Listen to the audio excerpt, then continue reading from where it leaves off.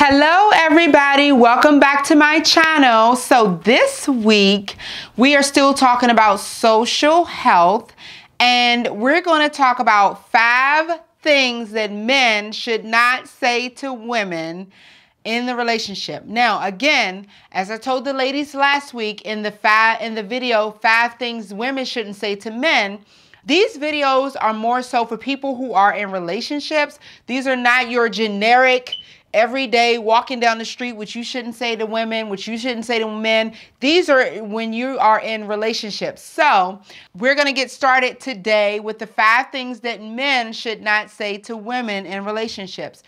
I want you guys to subscribe, like, and hit that bell, ding, if this content is helpful for you all.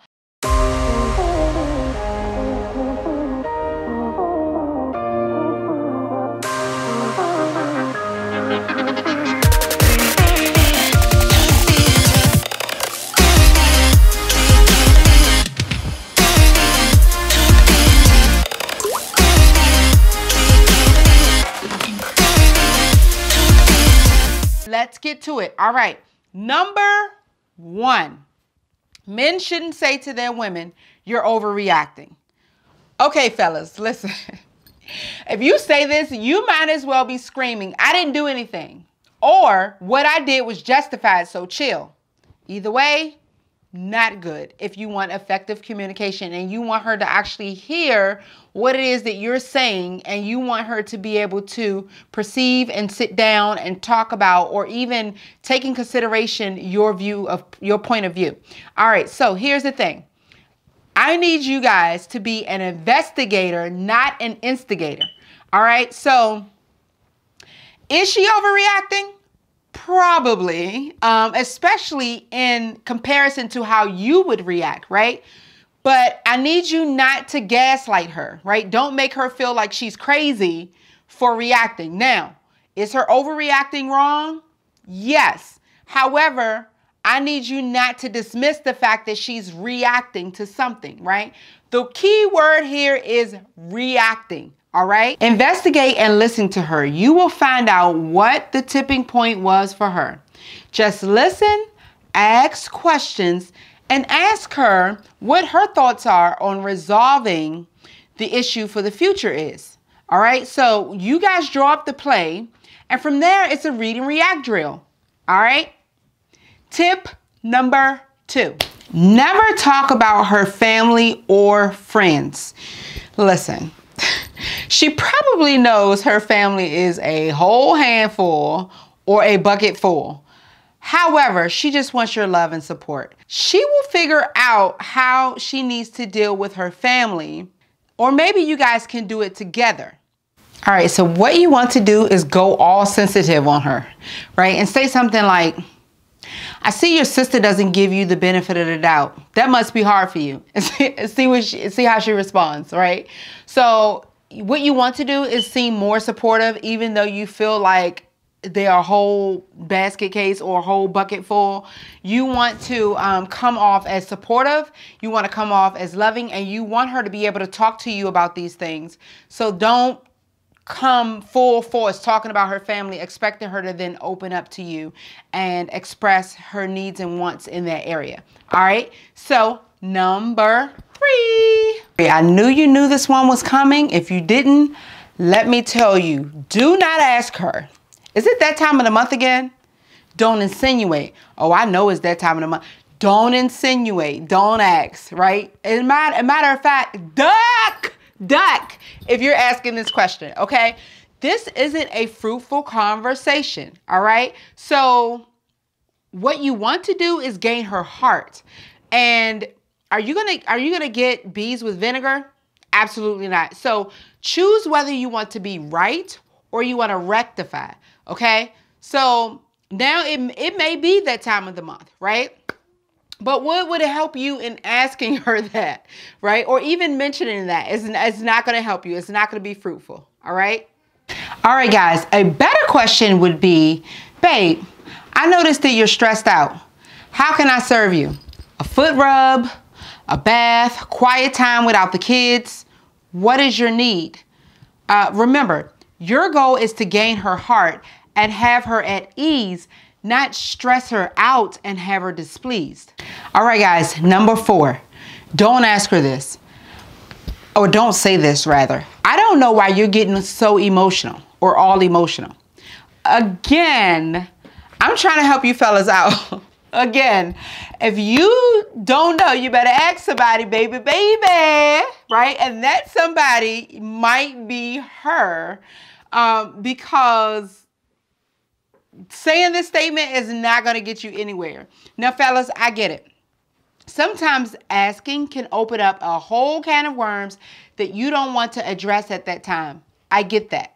But pointing out her emotions without caring for them is going to cause more damage to your relationship and your communication. All right, so remember, your goal is to help her to feel loved, cared for, protected. She needs to feel like she's in a safe environment of love to discuss these feelings with you.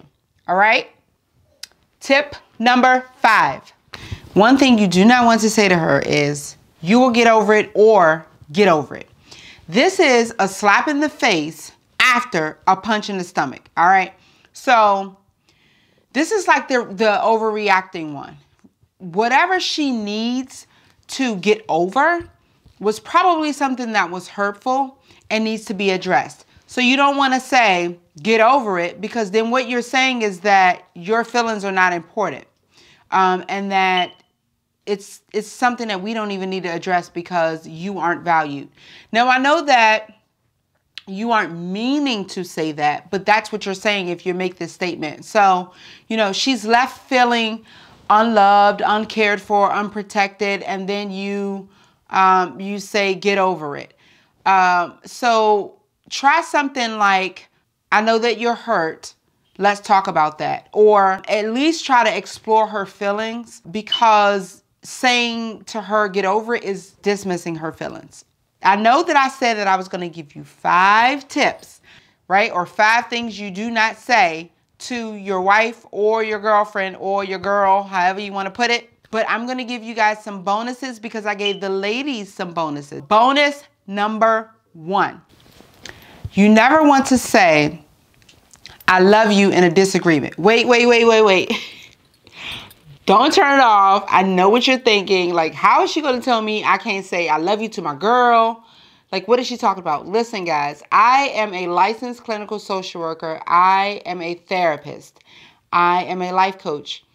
I am telling you some things that are going to help you. Now, just hear me out. If you two are in a disagreement and you say to her, come on, you know I love you, right? Like, you know I love you. Why are you tripping? This is not going to make things better for you, okay? This does not work, all right? Saying I love you in a disagreement is not the end-all, be-all. What she is hearing is that you're dismissing her, that you're being dismissive, that you want to be done, that you're just trying to diffuse the situation, that you don't really care about what she's talking about or really care about to hear what she's trying to say. So there is a way that you can do it that is going to seem loving to her, that's going to seem accepting to her. It's not really helping your case any by you saying I love you. But I know you've been taught that women like to hear the words I love you. And it's true. We do like to hear the words I love you. However, it's the context, right? And so it's like the difference of bringing us some flowers that are watered and taken care of and are beautiful versus bringing us flowers that are barren and not really, and wilted. And then you saying, but I bought you flowers. All right. So that's the difference between saying I love you in a loving way and an accepting way, and then just saying it just to be saying it so that she can shut up, basically. So she's thinking, if he loves me, then why isn't he acting like it? Right? So love is an action word. There's a way of saying this in a disagreement without having her feel dismissed. Honey, I love you so much that I want to resolve this. I care so much about us, and our relationship comes before either of us being right. And you can ask her, how can we come to a resolve. That's the way you kind of want to approach this. If you're going to say I love you during a disagreement, it needs to be in a heart posture, and it needs to be in heart talk, wrapped in heart talk. So you're telling her how much you love her. You're telling her that you don't want to fight. You're telling her you don't even care about who's right. You're saying our relationship comes before this. How can we resolve this so that we're not continuing to bump into these same things? So, last bonus. You don't want to ask this question. Are you sure you want to eat that? Maybe you should go to the gym. Right. If you say these two statements, she's not going to respond well. No fat shaming. All right. So now there are times for this conversation. Let's say you guys made a New Year's resolution and you're holding each other accountable and you're talking to her about the goals and the things that she should be doing. Then I understand questions like that. However, how you say it is everything. It is the difference between cold pizza and oven hot pizza. All right. So if you're concerned about her health, yes, I said health. If you're concerned about her health, I think it's better to make appointments with her. Go to appointments with her. So if you want her to pump some iron or do some cardio, you might want to do it with her. Listen, remember, heart posture and saying things in love is how you want to come across so that she can feel your heart in the matter and not only just hear the words and be hurtful by the words, but feel your heart in the matter, okay? I know that I was tough with you guys. Again, I am a life coach. I am a therapist, and sometimes I come from that angle. I did a video a week ago for the ladies, and it was for you guys, and it was 5 things that women in relationships should not say to their man, their husbands, their partners. So I want you guys to check that out. It was for holding you guys down, the men. Listen, contrary to popular belief, I know that there are good men out there and you guys have the best intentions. It's just sometimes you can come off like you don't, and that's why I'm here to help you, give you guys some ways, some tips in which you can communicate effectively so that your woman knows that she's loved and that you're not coming at her in a way to make her feel more less important in your lives. So you guys be blessed. I hope that the video was helpful, and I'll see you in the next one. Make sure that you like, subscribe, and hit that bell ding so that you get the notifications weekly for my content. All right? Be blessed. Bye, fellas.